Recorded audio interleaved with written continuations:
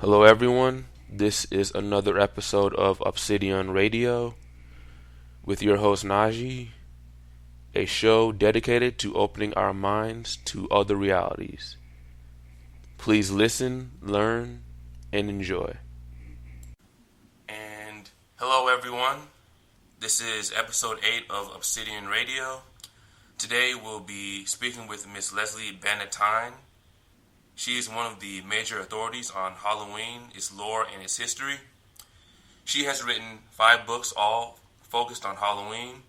She's also written articles for major publications such as Slate magazine, National Geographic, and Time magazine, and has shared her knowledge with the History Channel's The Real Story of Halloween.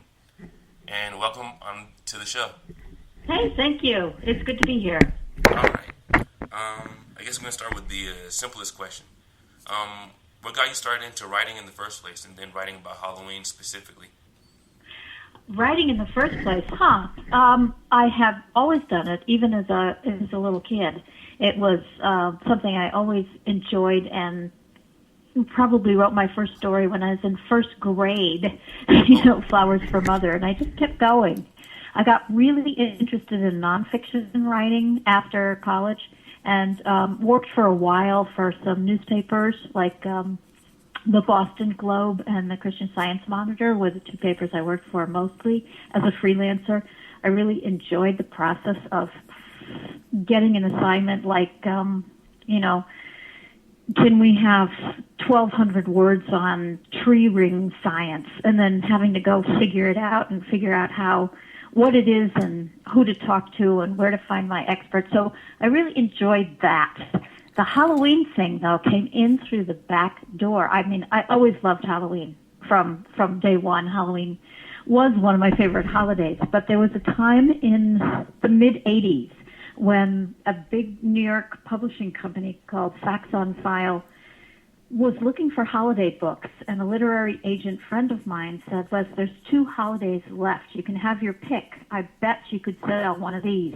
One is Election Day, and the other is Halloween. So I just went with Halloween, and I'm really glad that I did. And that was my first book, and that came out 25 years ago. What was the title of it? Pardon me? You said what was the title of it was Halloween, an American Holiday in American History. Oh, so that was the first one. Oh, okay. The one I read. That's the first book. Okay. So I actually read only the first half of it. I'm going to try to finish the last half in the next couple of days. So I want to go back about different cultures that contributed to Halloween when it came to being created. Uh-huh. Which ones were they? Because I know it was a lot of Irish, a lot of Northern European. Oh yeah, where did Halloween come from? Yeah. Well, because it's an amalgamation, basically. Yeah, it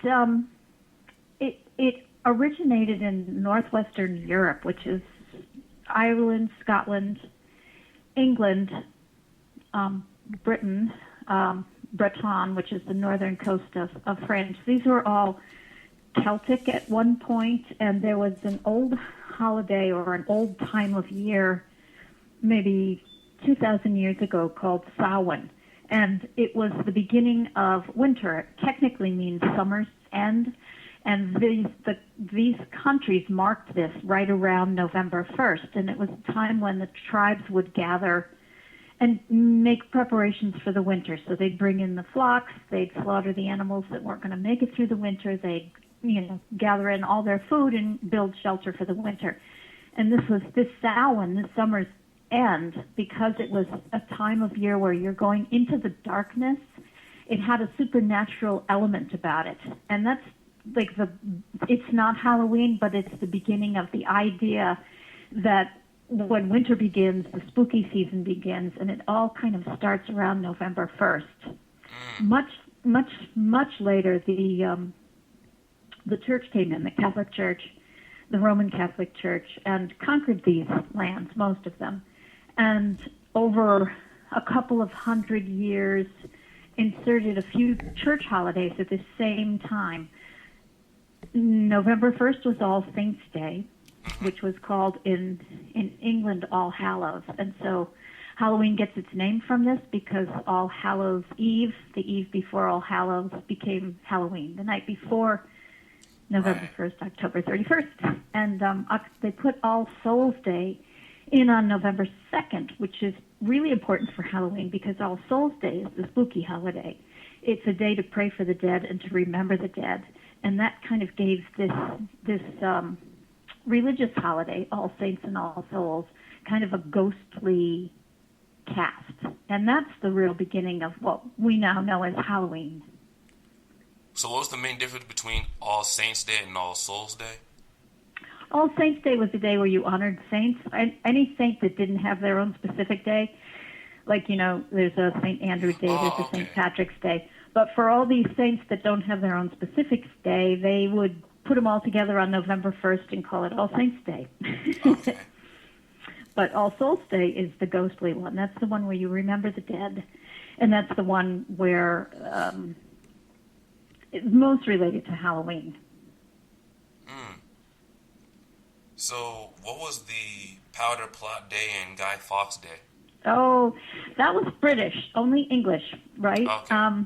That was early 1600s. There was a Catholic radical named Guy Fawkes, and on November 5th, he was caught putting barrels of gunpowder underneath Parliament, under the British Parliament. He was going to blow it up. Oh, wow. And they caught him before he did it, and they killed him quite grossly, graphically, and that became Guy Fawkes Day. So if you're Protestant, Guy Fawkes Day in England is a day that you celebrate because your Parliament wasn't blown up.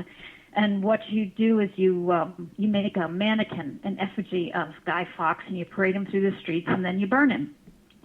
If you're a Catholic, it's a different story because this is something that you lost, and you tried to have a revolution, and it didn't work out. So Guy Fawkes Day is essentially a Protestant secular celebration where they burn effigies of Guy Fawkes.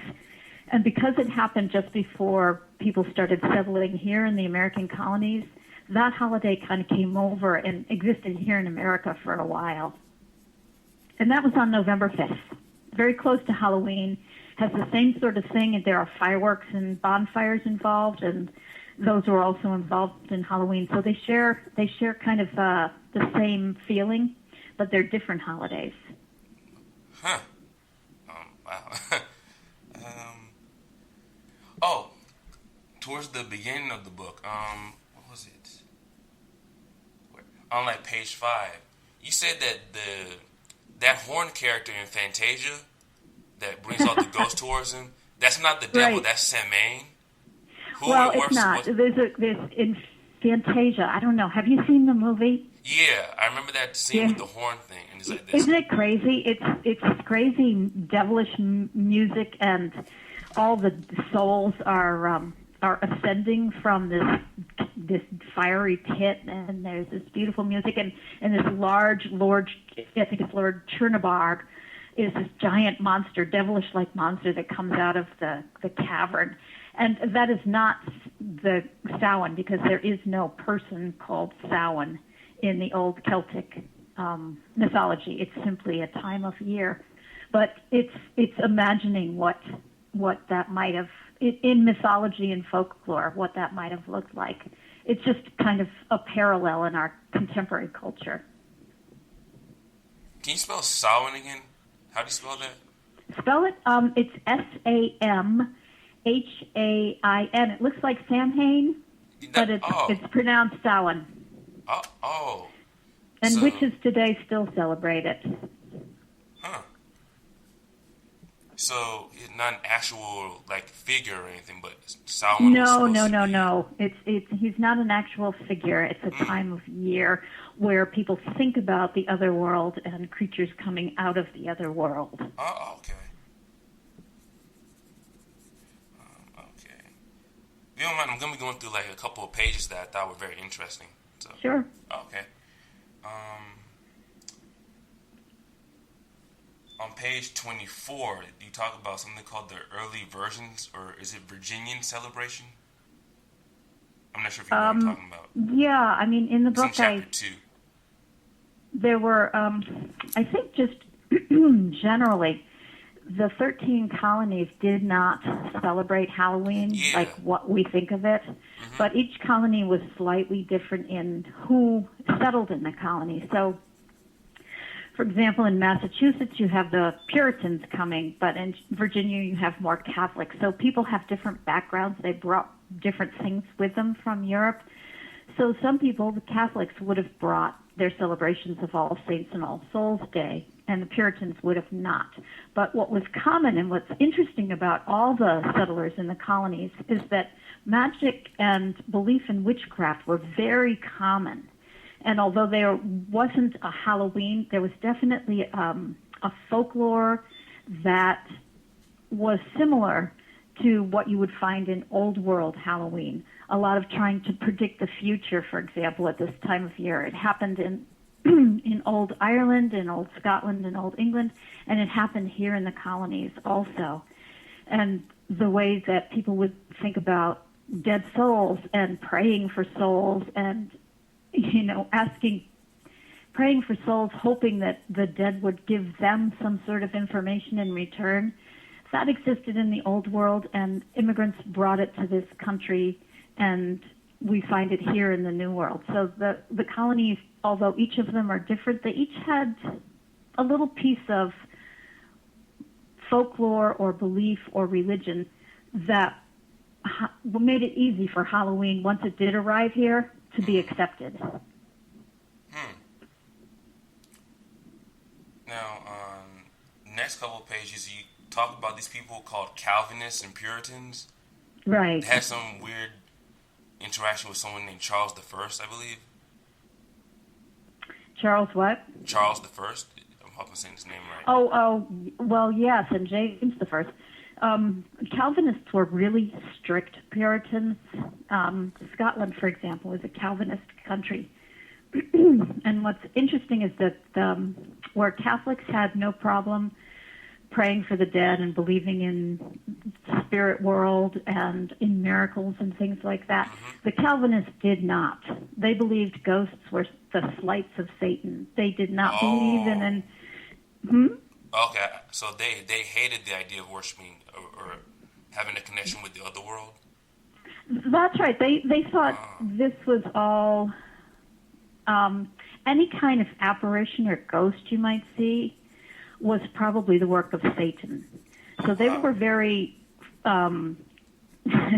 obsessed with Satan. They were obsessed with witches as agents of Satan. And I'll tell you the difference. Scotland was a Calvinist country, right? Ireland was Catholic. During the witch craze that happened in the 14, 15, 16, 1700s, in Scotland there were 4,000 people accused of witchcraft. In Ireland, there were 4. So that's the difference of how concerned the Calvinists were with witchcraft. There weren't no witches, but there was a crazy panic, and the Scots saw it everywhere. And the Puritans, also being Calvinist, would see that sort of agency of the devil. Wherever anything went wrong, it was the devil's fault. And so they were kind of obsessed with witchcraft, too. And that's probably why what happened in Salem where the Puritans were, rather than in Florida or in Virginia where you had more Catholics and different kinds of people. Can you break down more of like how Halloween evolved in the Americas? Pardon me? Could you break down more of how Halloween evolved in the Americas, especially in the Northeast?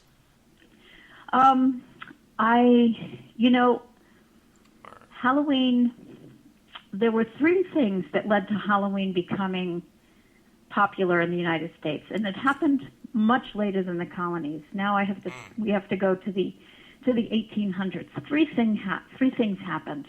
One, the American Civil War, which the American Civil War had more dead percentage-wise than World War I, World War II, the Korean War, and the Vietnam War put together. Percentage-wise, more people were dead in that war.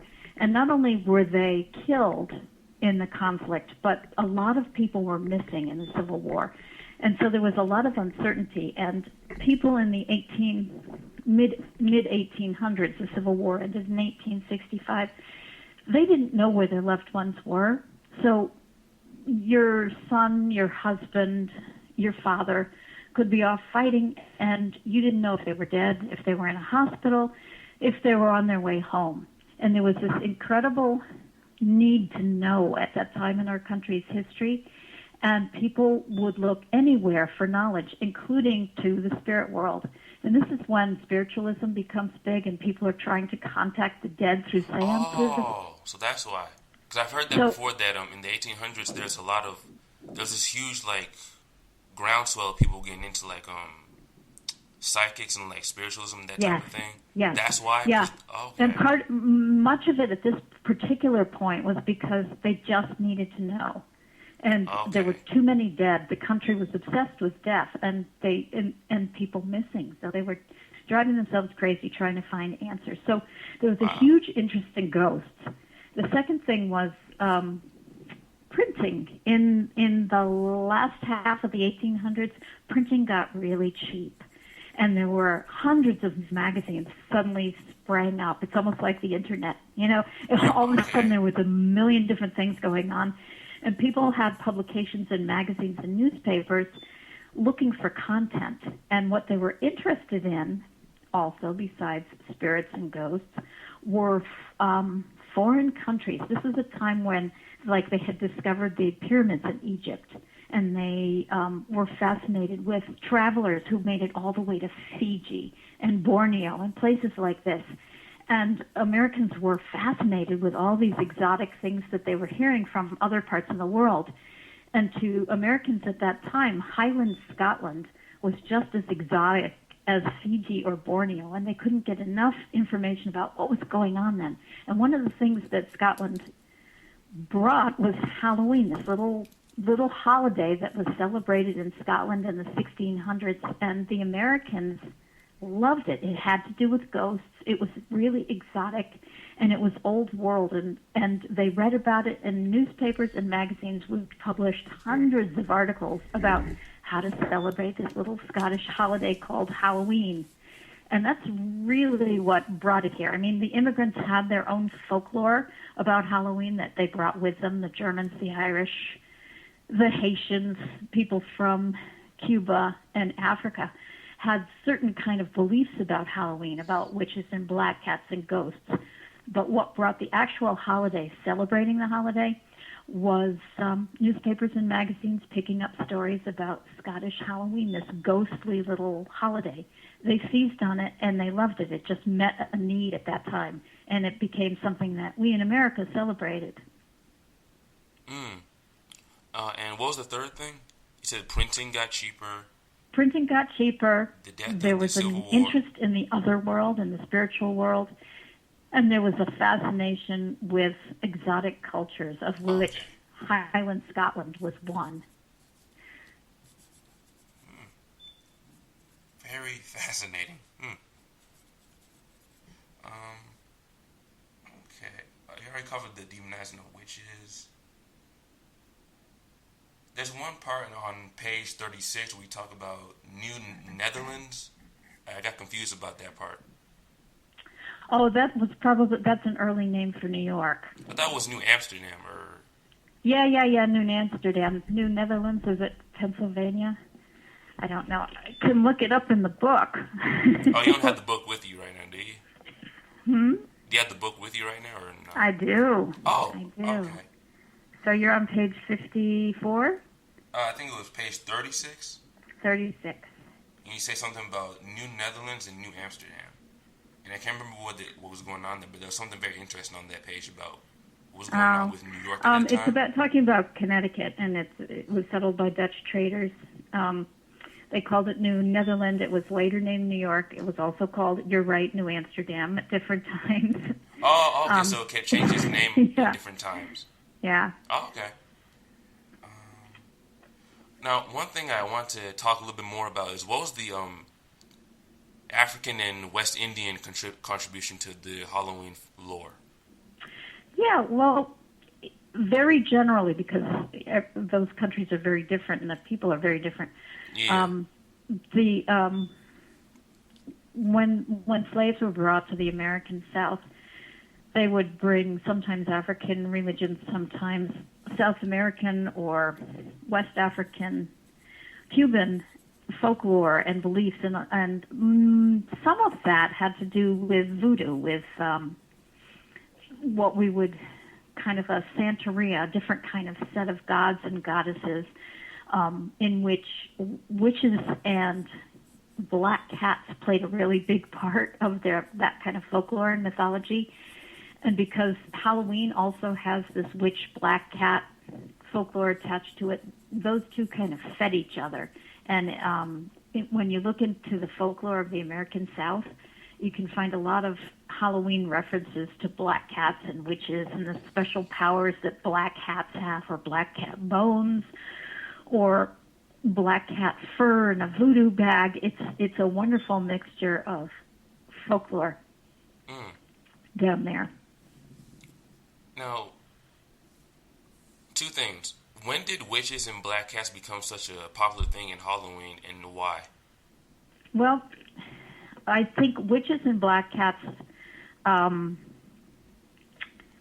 got connected together during that European witch craze when people were prosecuting individuals for the crime of witchcraft.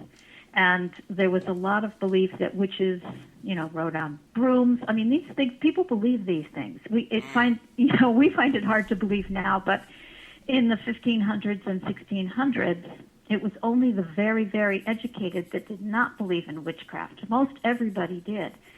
And they believed that witches flew on brooms, and they met at midnight, and they made a compact with the devil, and they kept cats with them, that sometimes they could take the shape of cats, or sometimes the cats were just their friends, their familiars.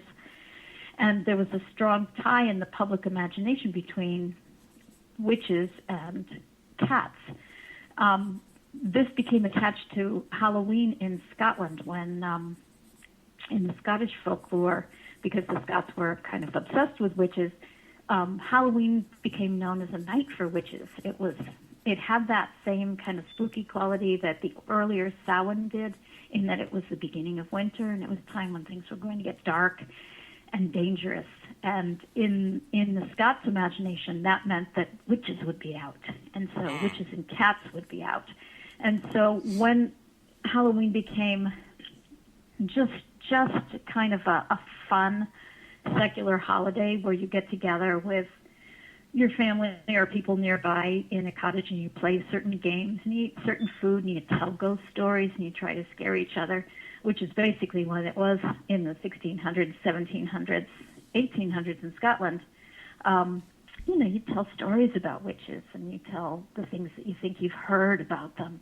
And that was the picture of Halloween that we Americans got when we started to read newspapers and magazines that ran stories about Halloween. And so the very first parties that were thrown here, those were the motifs. It was, you could decorate your home with pictures of witches and, cats, and later you'd see them on napkins and party favors, and they've been together ever since.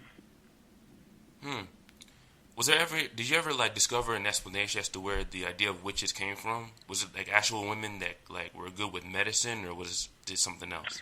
Well, that is a good point, and I think it's a very complicated question, because in some countries witches were men.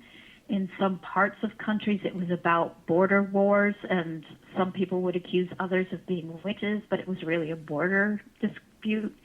Sometimes it was the women with the midwives could be accused of witchcraft because they did things that people just didn't understand. Herbalists could be accused of being witches because they did things that people didn't understand.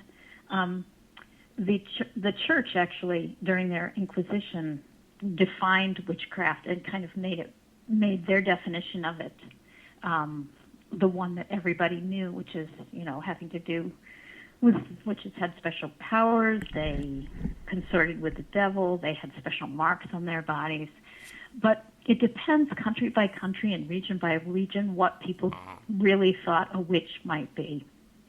In Salem, which is the case that most people are familiar with over here, where there were 20 people put to death for that crime of witchcraft. It started off with Tituba, who was a West Indian slave in one of the Salem families. And so, you know, what they accused her of was basically fortune-telling. But that was enough. That was witchcraft to the Puritans. What was her name again? Tituba. Tituba. And she was from the Indies, you know. She was a slave working for one of the families, and probably what she was doing was trying to tell the future by dropping maybe, you know, hot wax into a bowl of water and trying to predict the shape. You know, it's things that we would do now. A Ouija board would be similar, you know, or playing with a Ouija board, not seriously, but just kind of playing with it. She was taking care of teenage girls. They wanted to know who they're going to marry. She's doing this. This is what she was accused of. This was witchcraft in that particular mindset. Interesting. You said she was a West Indian woman? Yes. Wow. Huh. So she would look different. She was doing these different things, and she got accused of witchcraft by the girls. By the other women in the group. Yeah. But that's a complicated story. Okay. And witchcraft is complicated. I mean, even today, when you talk about modern day pagans who would call themselves witches, many people don't understand what that means or who they are or what they're doing, because we have such a strong image of a witch in our mind that comes from movies or fairy tales. You know, that's what we think of when we think of witch. Did you ever find out where the whole flying on a broom thing came from? Again, that was the church. I mean, they did this. Some of the inquisitors came up with these huge documents that described many of the things that witchcraft was and what witches did. It was all pretty much fabricated, but a lot of it comes from them, and they just assumed that because witches had to meet with the devil, they had to get there. They probably flew in a broom. Most women had a broom in their kitchen. It was a feminine tool, you know. Just like most cats were hung around the kitchen, women were in a kitchen. That was their job. So these things got tied together in the minds of inquisitors, and flying on brooms became a motif that you still see to this day. Although now it can be flying on a vacuum cleaner, like in the Bette Midler movie. Okay. On page 40, you describe something called a Shrovetide celebration by the Dutch. I'm trying to remember what that was. That would be, you know, a colonial church celebration. The Dutch were great with costumes and masquerade. That was something they did in their home country, and it was something that they brought to this country when they settled in the colonies, this love of masquerade. It still exists. In Philadelphia, the Mummers Parades that they still have there on the first of the year, on January 1st, are kind of a long time descendant of that love for costume and masquerade that they brought with them. I mean, there were people dressing up in costumes in taverns way before there was even Halloween on the American calendar. What about the geysers of Scotland? Geysing is kind of another way of, it's what they call when you dress up in disguise and go banging house to house demanding food or money. Geysing. They call it geysing in Scotland. They call it any number of things in any number of countries. It's something that a lot of people did from medieval times to the present. It was a way to raise money. It was a way to kind of share the wealth. And it was a way to fundraise for the church. They did it on major church holidays. You have to understand, in Europe, church holidays were really big events. You know, life was harder. People worked harder. The church was an amazingly important influence. And so if there was a church holiday, the eve of the holiday was a huge celebration, the church holiday. It was a time to kind of break out of whatever it is you had to do the rest of your life. And one of the customs that developed was that poorer people would disguise themselves and just go and raise hell in the village. They'd bang on all the rich people's door and just demand, beer, money, food, anything. And kind of ran wild for that night. We see the very vestiges of that in trick-or-treating. So that's the beginning of trick-or-treating? That's like It's the same origin? impulse. It's the same impulse. And it would happen in Europe. It would happen on All Hallows was the first of the begging season because people didn't have food put away until the fall. Summer was about farming. Spring, it was very lean. Come fall, you finally had food socked away, and you finally had meat for the first time that year. So it was a good time to go begging. So it started on All Hallows, but they did it also on Christmas, on Twelfth Night, on New Year's, and on the beginning of just before Lent. And so those winter church holidays were all begging holidays, and they would get into customs and go door to door, getting whatever they could. And it comes over here in the same kind of way. There were kids. It was kids. It wasn't adults over here, but it was kids who would dress in disguise and do the same thing occasionally. Like, this is not a widespread coast-to-coast phenomenon, but kids would do it occasionally, not just on Halloween, but on Thanksgiving, on Christmas, on New Year's, on Valentine's Day, on Easter. You'd see people kind of disguising themselves and banging on doors and asking for money. Was that the only thing that contributed to trick-or-treating? Because I've heard this other story about these things called soul cakes. Well, that's another church thing. In Europe, on All Souls Day, it was another form of begging. You had soul cakes, and you would offer them. You would beg for them in exchange. A person would give you food, and in exchange, you would say prayers for the loved ones who had passed on in the family. It was the same sort of exchange, a little kinder and gentler than dressing up and banging on their door or barging into their house. But it was the same sort of exchange. You give me something, I will give you something. And that kind of house-to-house begging was, did set it up for trick-or-treat in this country. Although it was not by any means a direct line. We didn't do it here because they did it over there, because there was a long time no one trick-or-treated in this country. I mean, that's a very modern thing. That's 1940s, where the first trick-or-treaters were in maybe the 30s and the 40s. 1900. Okay. And we were just talking about the people going door to door, that's medieval. So there was a gap. So that was a gap of like quite a few centuries, actually. Yeah. Oh.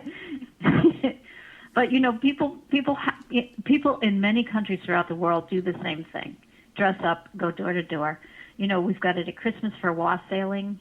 Door to door, singing Christmas carols is a vestige of that. True. It's a real common thing.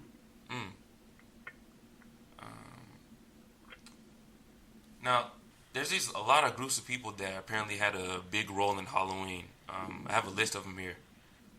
The Jesuits, the Franciscans, the Protestants, the Anglicans, Lutherans, Quakers, Presbyterians. Like, how did they all, what was their role in Halloween? Well, not in Halloween per se. I mean, each of those people have different pieces of it in their ethics and in their beliefs. It really depends on who you're talking about. None of them had anything to do with Halloween. What they had to do with was things that are similar to Halloween. A belief in souls rising from the grave and going to purgatory and then to heaven, perhaps. That's something that eventually ties into Halloween, but it precedes it. Can you go through each one and name exactly what's similar? I can't because they're not specific enough. Oh, okay. Well, that's all right. Let me see. On page 53, you have this thing called play parties. Right. What are they? Right. Play parties. That was, there seems to be some sort of human impulse to come together at the end of harvest and celebrate. And play parties were exactly that. When the work was done, people would get together and dance, play music, play games, fortune-telling games, flirtation games, things like that. And although play parties could happen during any time of the year, the one that happened in the fall kind of looks a little bit like Halloween in this country. Barn dances, decorations of corn stalks and pumpkins and things like that, playing games. All these things were eventually going to be part of Halloween, but they started in an autumn play party would be a precursor to Halloween.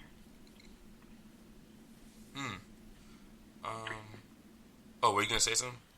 Nope, go ahead. Okay. Page 61. What is a treacle? I've heard that word before. Treacle is molasses. It's this really thick molasses. And you're looking at tricks, right? Halloween tricks. I guess I'm not. I'm trying to figure out what its importance was, I guess. Well, if I mentioned treacle, it was probably having to do with Halloween in this country, first of all, and most basically, was about people playing tricks. It's, the dark came early in the fall, right. And under the cover of darkness, all sorts of mayhem happened. And that has always been a huge part of Halloween, even in the old world. It's a time when things get turned upside down. And a lot of tricks were played, and some of them were like things that would be outrageous today.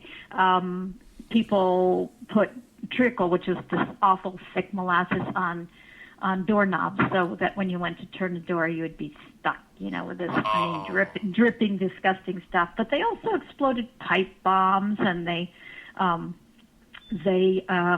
stole steps from, like, you steal the church steps, and so the next morning people can't go up or down. Or they tie doors together when there are, this is much later, but when there are apartment buildings, you tie two opposing doors together so that neither person can get out of their apartment. They set fires and chimney, stuff newspaper down chimney and set fires.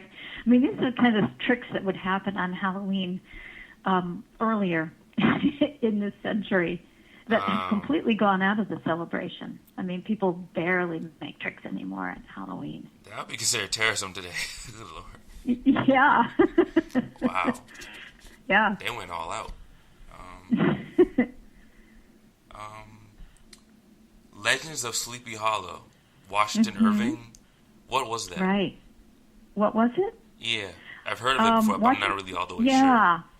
Washington Irving was an American writer, and he wrote a couple of short stories you probably have heard of, like Rip Van Winkle was one of his.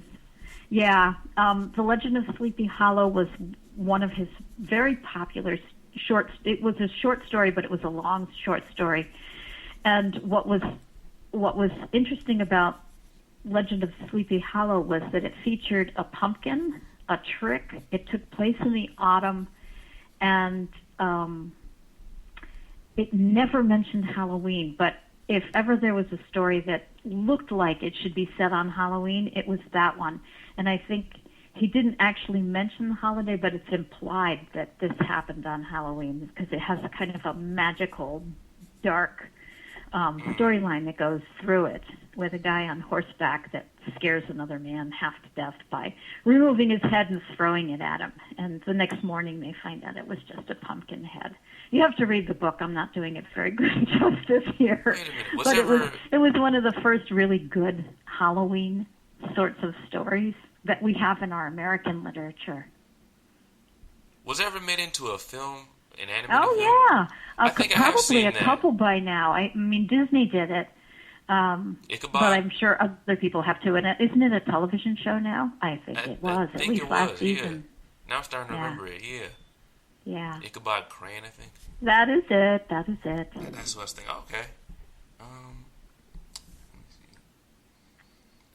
see. In the beginning of chapter 4, you talk a lot about women's divination rituals. Yeah. What were those? Well, that's a part of Halloween that has been around for about 400 years.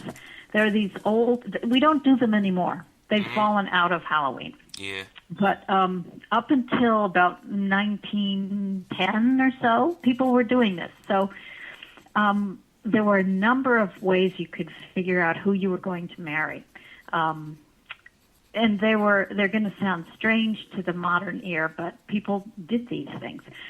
You take a mirror and an apple and a candle, and you light the candle, you look into the mirror, and you eat the apple. And by the time you finish the apple, you're supposed to be able to see the man or woman you're going to marry standing behind your left shoulder.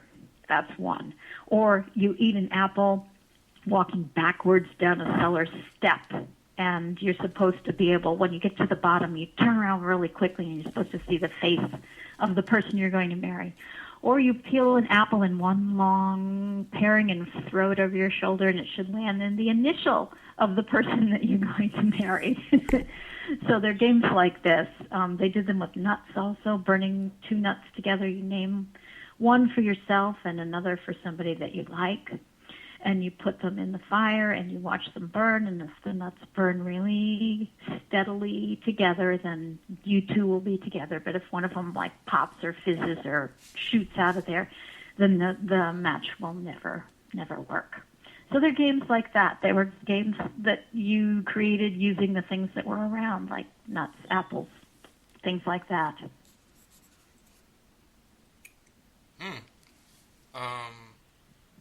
Oh, this is a really interesting one that I've been curious about. On page 78, you start talking about the origins of jack-o'-lanterns and how they actually were not pumpkins at first. Yeah, well, jack-o'-lanterns, the name jack-o'-lantern referred, first it meant this crazy swamp light. And they're still around. I mean, this is a physical, scientific thing. In marshes or swamps, sometimes there are these blue lights that spark up. It's combustible gas. They spark up and they disappear. Those were called jack-o'-lanterns because, the folklore around it was a person with a lantern who was walking out in the darkness, but then would lead you astray because they would, if you followed them, they'd disappear. But it was about this swamp gas, this light. But that's not what we think of as a jack-o'-lantern. We think of a pumpkin with a light inside. And it took a long time for the magical marsh light to become a pumpkin. It happened over maybe a couple hundred years. But we started to call a pumpkin a jack-o'-lantern because there was this trick that kids played in the mid-19th century with pumpkins. They actually carved them. They didn't do it at Halloween exclusively. They did it whenever there were pumpkins. You carve them out, you put a face in them, you put a candle in them, you put them on a stick, and then you go out at night and float this kind of head thing in front of someone's window until you scare them to death, and then you run away. It was a pumpkin trick. It was a country trick. And it was actually pretty frightening because before electricity, it's very dark. You don't know what's going on. All of a sudden, you look in your bedroom window and there's a face glowing. So it was scary, but they started to call that pumpkin trick the jack-o'-lantern trick because it was there and then it disappeared, just like the light had been there and disappeared. So it had the same quality. It was known as a jack-o'-lantern. And that's why we now call that, we don't run around with pumpkins anymore. We kind of let them sit on the steps, but we call them jack-o'-lanterns still. But weren't the first actual jack-o'-lanterns made out of a different food or whatever? Oh, in 19th century Ireland, sometimes they would carve turnips, which are much harder to carve. But they would carve turnips and they'd put faces in them and put them in their windows or use them as lanterns in parades around Halloween. So it could have been a turnip. It could have been a big beet, which is called a mangel-wurzel. It's a huge beet, also very difficult to carve. But yes, people in Europe carve different vegetables. We carve pumpkins. And now they do too. We export a ton of pumpkins overseas. Let me see. Yeah, on page 80, I'm starting to see these very interesting terms like skeklets and grolics. Never heard of those. That's Scottish words for trick-or-treaters, basically. Oh, okay. Yeah, it's almost like geysers would be another word that would go in there. Different ways of referring to the people out begging for food, candy.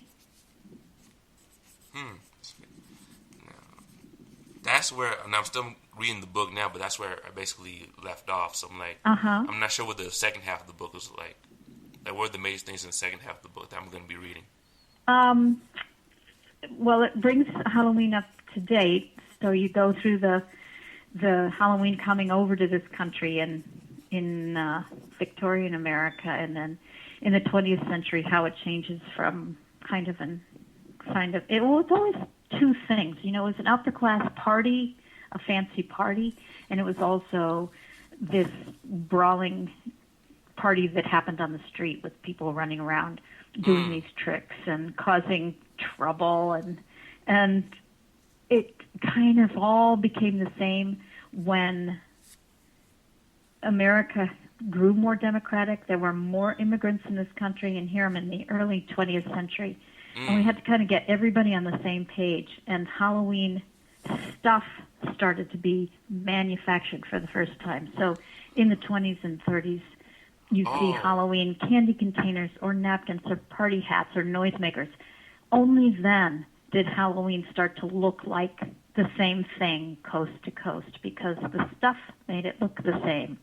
Everybody had the same kind of party table decorations. There were the same costumes that came out.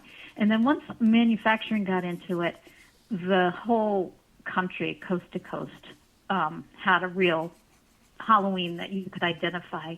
It was the same holiday coast to coast. Until then, it could have been anything. It could have been a barn dance in New Hampshire. It could have been, a parade in New Orleans. It could have been, a shooting contest in Wyoming. It was all different things. But once they started to manufacture Halloween goods, it looked the same. It looked like what you or I would recognize as Halloween. Now, this is strictly an American, Northern European thing, right? It's not really celebrated anywhere else? Yeah, it is now because it's because of popular culture, because of movies and TV and books and comics and everything. Halloween is celebrated in a lot of different places now.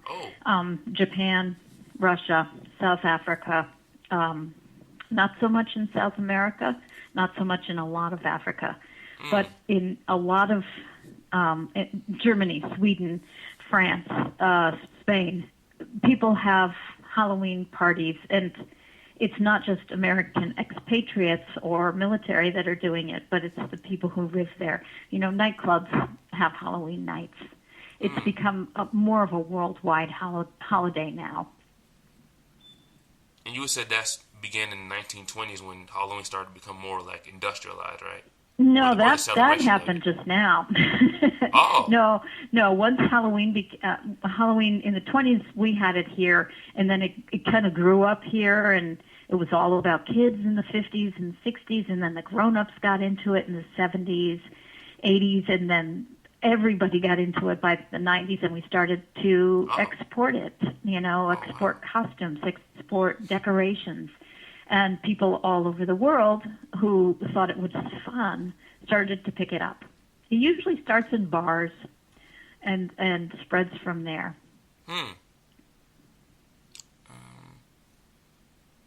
You have is this another book that you referenced in yours? I think it's called The Devil, a Beetle, and a Bleeding Toe. Is that a book or a poem or something? No, that's just a folktale. What was that about? That what? folktale. What was that about? I think that was about a witch who snuck out at night through a keyhole. I would have to read it again, but I think it's it's like from Kentucky or Tennessee, and it was a folktale that was very popular for a while about how witches can change shape. And I think it was a guy who was married to somebody who he did not know was a witch. This is folklore, so we're not talking real things here. Right. And she would sneak out through the keyhole at night and do all her nefarious things and sneak back in. Oh. Yeah, maybe one more. What were the Allegheny Mountains? Am I pronouncing that right? The Alleghenies? I think that's what they're called, Allegheny Mountains. Yeah, they're in Pennsylvania. What was their importance? Oh, hello?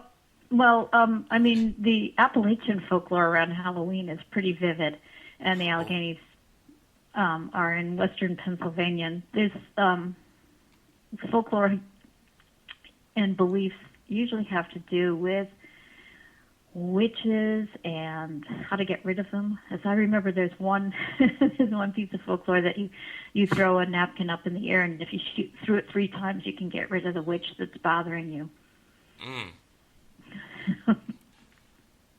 And well, this is obviously before they understood like science and stuff. So this is what actually made sense to them at that time, right? Right. Or it's fun too. I mean, a lot of this is just simply fun stuff. So, the first book you wrote was the one I actually just read, the American. What's the subtitle again? I keep forgetting it. It's An American Holiday in American History. What were the other 4 books you wrote? And after that, I did a Halloween how-to, costumes, parties, decorations, and destinations. And then a Halloween reader, which was an anthology of poems and stories and plays that were specifically about Halloween. And then a children's book called A Witch's Night Before Halloween. And the last book is a book on contemporary Halloween called Halloween Nation, Behind the Scenes of America's Fright Night. Interesting. Wait, so The Witch's Night, that was actually a novel you wrote? No, that's a children's book. Oh, okay, I was going to say, I just wanted to make sure.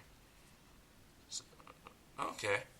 Now, I'm going to try to end it pretty soon, so if people want to find you or contact you for the other books and try to read them, where would they go?